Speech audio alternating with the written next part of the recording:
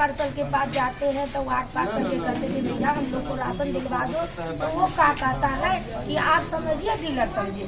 तो हम क्या बोलेंगे गुस्सा में कि वार्ड पार्सल चोर है। यूँ तो पूरे मुजफ्फरपुर में ही समस्याओं का अंबार है, पर यह दर्जी टोला वार्ड 16 मुजफ्फरपुर जिला। जब हमारी टीम यहां पहुंची तो पता चला कि समस्याओं की अंबार लिए इस मोहल्ला के निवासी दुख की गुहार लगा रहे हैं। आइए इस खबर को देखते हैं विस्तार से।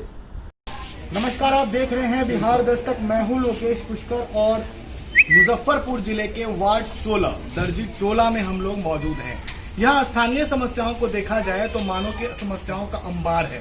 इतनी समस्याएं हैं जिसको अगर सुनने बैठे तो शायद सुबह से शाम हो जाए। पर अब चूंकि चुनाव का समय है तो सिर्फ और सिर्फ समस्या ही नहीं, समाधान पर भी बात होना जरूरी है।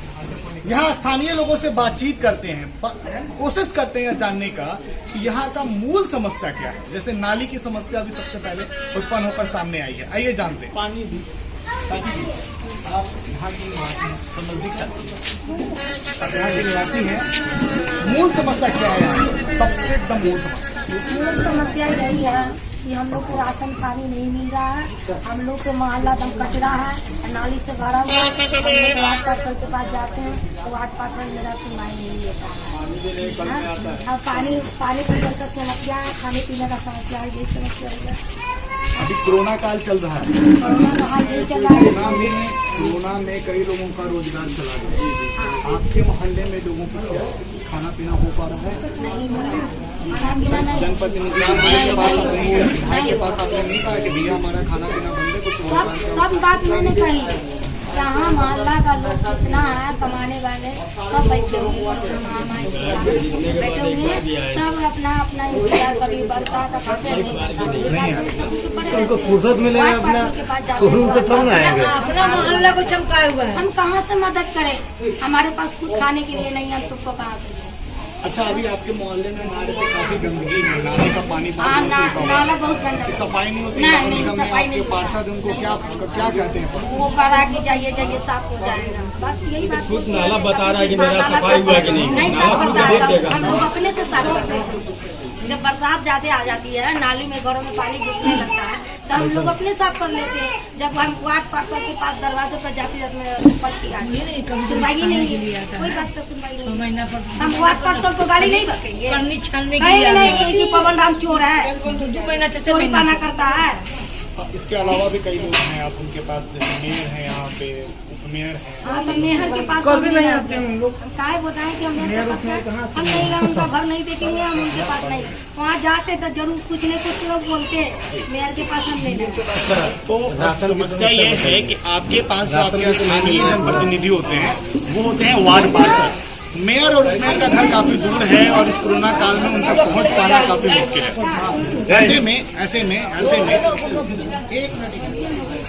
ऐसे में अब समस्या यह है कि अब इनकी जब कोई सुन नहीं रहा है तो लोग करेंगे क्या? चुनाव का समय है, चुनावी मौसम में लोग आते हैं अलग अलग तरीके से। जैसे अभी वर्तमान जो अभी विधायक हैं वो निश्चित तौर पर यहाँ वोट मांगने आएंगे, पर किस मुंह से वो वोट मांगेंगे यह सोचने का विषय है। आखिर क्या उनके पास वोट मांगने का आधार होगा? क्योंकि 5 साल, हालांकि उनका जो कार्य अवधि रहा है वो 10 सालों का रहा है, तो इस अवधि में जिस तरीके से लोग यहाँ प्रताड़ित हुए हैं, समस्याओं से घिरे रहे हैं, समाधान नहीं पर वोट मांगने वो जरूर आएंगे। और भी लोग हैं यहाँ पे जिनसे हम बातचीत करने की कोशिश करेंगे ताकि क्या आपकी समस्या, आपको क्या दिखता है और पास आ जाए। हम राशन वाला राशन नहीं है और कोई भी पीला कार्ड वाले को हट जाता है।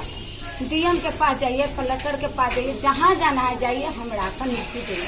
5 रुपए विकलांग आदमी पर दर्द कर रहा है, मेरा दवाई खा के चले, बाकी वो राशन नहीं देंगे। क्या कहते हैं डीलर? क्या कहते हैं कि ऊपर से आदेश है कि हम राशन। किसका आदेश है? नाम नहीं बताते। डीएम साहब क्या चाहते हैं? पीला कार्ड वाले के औसा के सिंगल नहीं जाते हैं, तो हम लोग के राशन नहीं। आप लोग पीला कार्ड? हाँ, पीला कार्ड। अब देखने की और समझने की यह भी एक जरूरत है कि पीला कार्ड, लाल कार्ड के आधार पर लोगों का बंटवारा तो कर दिया गया, पर इस कोरोना काल में जब सबको भूख लगती है, सबको जब जरूरत होती है, ऐसे में ऊपर से ही आदेश आ जाता है कि नहीं भैया आपको अभी भोजन का जो सामग्री है वो उपलब्ध नहीं कराया जाएगा, राशन नहीं मिलेगा। बड़े बड़े चैनलों को जब आप देखते हैं और बिहार सरकार के द्वारा जो आंकड़े दिखाए जाते हैं उसमें मानो ऐसा दिखाया जाता है कि लोगों के पास सुविधाओं का अंबार है, और वास्तविकता क्या है वो आप यहाँ देख पा रहे हैं। युवा भी हैं हमारे साथ, कुछ मोहल्ले के युवा हैं, उनसे भी बातचीत करेंगे, उनसे भी जानना चाहेंगे, से बात करेंगे। सबसे पहले हम आपसे बात करेंगे, आपका नाम क्या हुआ? मेरा नाम मोनू। क्या करते हैं मोनू जी? बिजली का काम करते हैं। अभी इस अवधि में कोरोना काल मार्च के बाद से क्या कर रहे हैं? आमदनी हो रही कुछ है? नहीं कर रहे, बैठे रहते भर दिन घर पर, और राशन पानी सोचते रहते, राशन पानी नहीं करता है कहीं से। आपके परिवार में अन्य कोई साधन भी है क्या आएगा? कोई साधन नहीं, तो कैसे जीवन कैसे चल रहा है? चला रहा चल रहा है। भूख लगती है? भूख लगती है। आपके घर में बच्चे भी हैं? घर में बच्चे भी हैं? बच्चे हैं, 2 बच्चे हैं। एक बच्चे हैं, बेटी है, ठीक है। उसके लिए हम लोग सोचते हैं हमारे काम धाम कुछ नहीं करते हैं। जनप्रतिनिधि क्या करते हैं? जनप्रतिनिधि क्या करते हैं?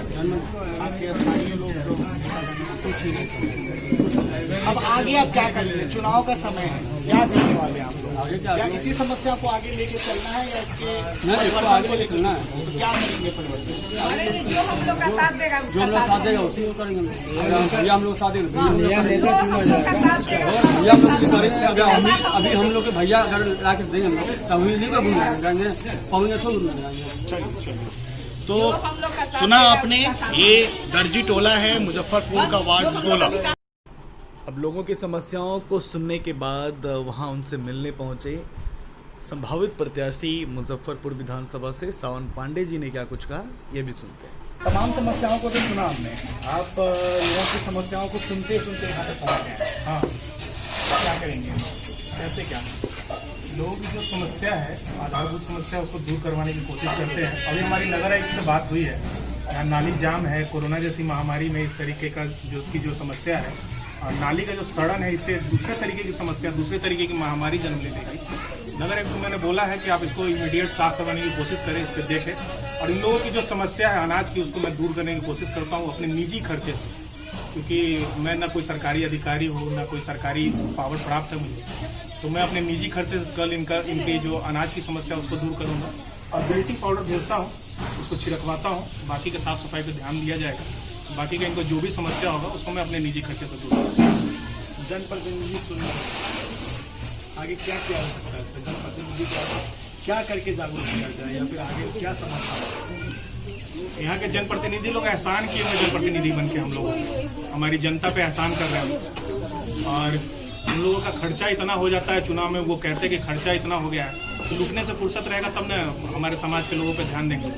उनको फुर्सत नहीं है अपने व्यवसाय को चमकाने से लेकर के, और 25 साल से विधानसभा में मुजफ्फरपुर का कोई नेतृत्व ही नहीं किया, कोई कुछ बोला ही नहीं है जाकर के विधानसभा में। हम तो वीडियो देखते हैं, हाँ, और ये इन लोगों को वीडियो दिखाया जाएगा कि इनके प्रतिनिधि क्या बोलते हैं विधानसभा में, और जब विधानसभा में आप मुद्दा को रखेंगे ही नहीं तो समस्या का समाधान होगा कैसे?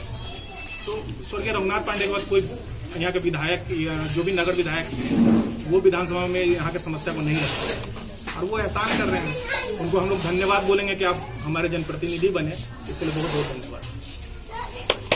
आप सुन रहे थे सावन पांडे जी को, जो यहाँ की समस्याओं को सुनने के बाद लोगों ने जब बताया कि ऐसी ऐसी समस्या है, तो समस्याओं के समाधान के साथ यहाँ मोहल्ले में पहुंचे हैं, लोगों की मदद कर रहे हैं। देखते रहें बिहार।